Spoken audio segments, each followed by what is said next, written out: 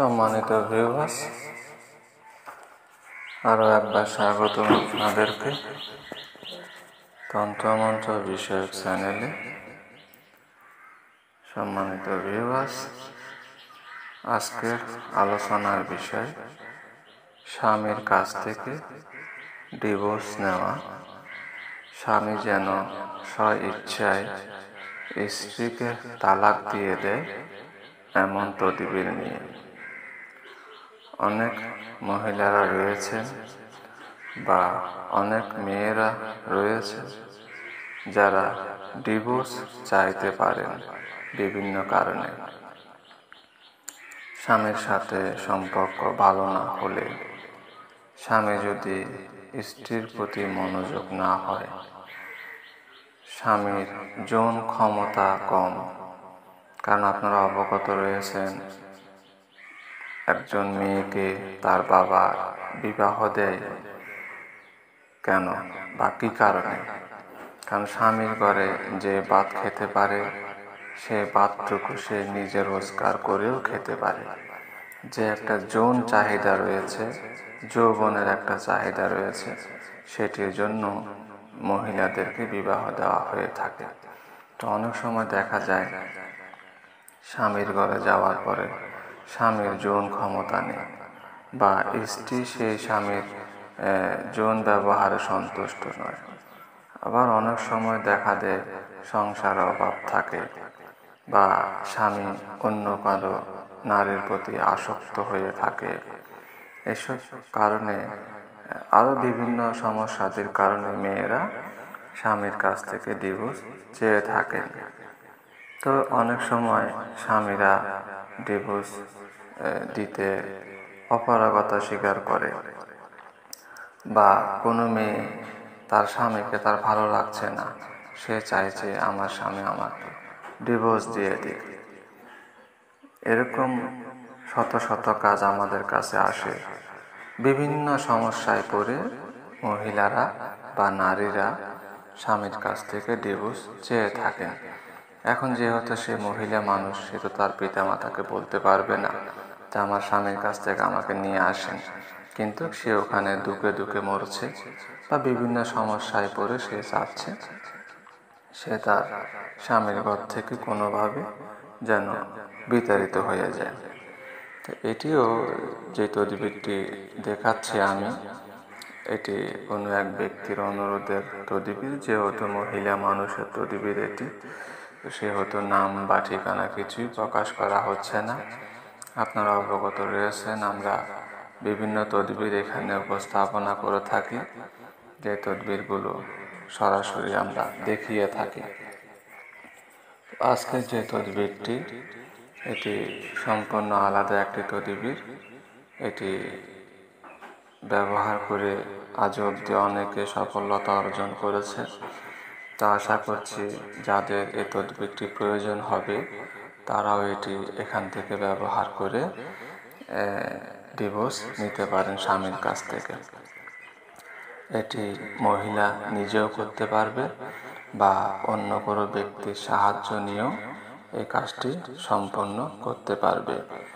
এটি করার জন্য কোনো দিন বা কোনো টাইম নির্ধারণ করে দেওয়া হয়নি।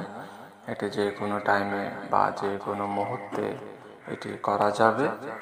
এটি করার জন্য আপনাকে ভোজ পাতা নিতে হবে, 2 টুকরা ভোজ পাতা। এই তাবিজটি লেখার জন্য আপনার যতটুকু প্রয়োজন মনে হয়, অনেকে ছোট করে লিখতে পারে, অনেকে বড় করে লিখতে পারে, যেভাবে আপনি লিখতে পারেন ওভাবে 2টা ভোজ পাতা জোগাড় করে নেবেন। তারপর আপনি জোগাড় করে নেবেন একটা হেজার কাঁটা। হেজার কাঁটাটা লাগবে এখানে এই লেখাগুলো লেখার জন্য, এবং এখানে লাগবে অষ্টগন্ধা কালি। অষ্টগন্ধা কালি দিয়ে হেজার কাঁটার সাহায্যে ভোজ পাতার উপরে নকশাটি লিখতে হবে, এবং দুটো নকশার নিচে স্বামীর নাম এবং স্বামীর পিতামাতার নাম লিখতে হবে। এখানে স্ত্রীর কোনো কিছুই লেখার দরকার নেই। অর্থাৎ যে মহিলা তার স্বামীর কাছ থেকে ডিভোর্স চাচ্ছে সেই মহিলার কোনো কিছুই এখানে লেখার দরকার নেই, শুধু স্বামীর নাম, স্বামীর পিতামাতার নাম, এই সব কিছু লিখতে হবে অষ্টগন্ধা কালির সাহায্যে। এরপর দুইটা বুঝ পাতাকে 4 ভাঁজে ভাঁজ করে প্রথমে 1 ভাঁজ করবেন, এরপরে আরেক ভাঁজ করবেন, এটাকে 4 ভাঁজে ভাঁজ বলা হয়ে থাকে।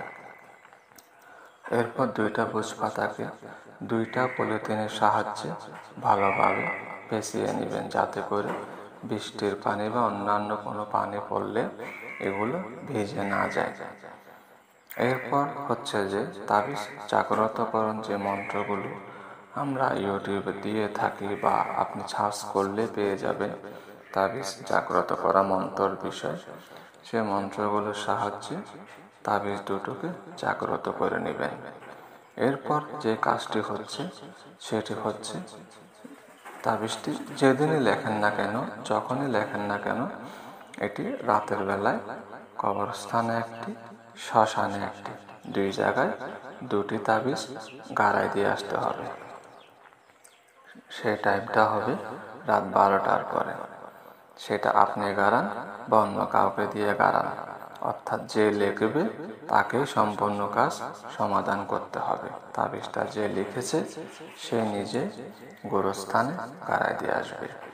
সেটি হবে রাত 12টার পরে। একটি হবে শ্মশানে, একটি হবে গোরস্থানে। ওখানে গাড়াই দেওয়া 6 থেকে 7 দিনের মধ্যে যার নাম তাবিজে লেখা হয়েছে সেই ব্যক্তি অমুক ব্যক্তিকে, অর্থাৎ তার স্ত্রীকে এটি ডিভোর্স দিয়ে দিবে, এতে কোনো সন্দেহ নাই। তো এখানে বলা বাহুল্য হলো যে স্ত্রী নিজে করলে সে কোনো নাম এখানে দিতে হবে না, যেহেতু তদবিরটি সে নিজের হাতে লিখেছে। এখন ধরুন স্ত্রী তার নিজের হাতে লেখে নেয়, এটি কোনো কবিরাজকে লেখার জন্য দিয়েছে, তাহলে সে স্ত্রীর নাম এবং স্ত্রীর পিতামাতার নাম বুঝ পাতার অপর পৃষ্ঠায় লিখতে হবে। অর্থাৎ এক পাশে নকশা লেখা হয়েছে, নকশার নিচে স্বামীর নাম, স্বামীর পিতামাতার নাম লেখা হয়েছে, এবং অপর পৃষ্ঠা কিন্তু খালি। সে খালি পৃষ্ঠাতে মেয়ের নাম, মেয়ের পিতামাতার নাম লিখতে হবে। সেটি হচ্ছে যে যদি সে তদবিরটি অন্য কারো সাহায্যে করায়, বিষয়টা লক্ষ্য রাখবেন। যদি মেয়ে নিজে তদবিরটা করে তাহলে কোনো নামের দরকার নেই। এখন সে যদি নিজে না করে আমাকে দিয়ে করায়, তাহলে আমার কাজ হচ্ছে সামনের পিঠে স্বামীর নাম, স্বামীর পিতামাতার নাম লিখব, এবং পিছনের পিঠে মেয়ের নাম, মেয়ের পিতামাতার নাম লিখব। এভাবে কাজটি করলে বা সঠিক নিয়মে কাজটি করা হলে সেই মেয়ে সেই স্বামীর কাছ থেকে 6-7 দিনের ভিতরে ডিভোর্স পেয়ে যাবে। এটি বহুবার পরীক্ষিত এবং হাজারবার পরীক্ষিত একটি তদবির।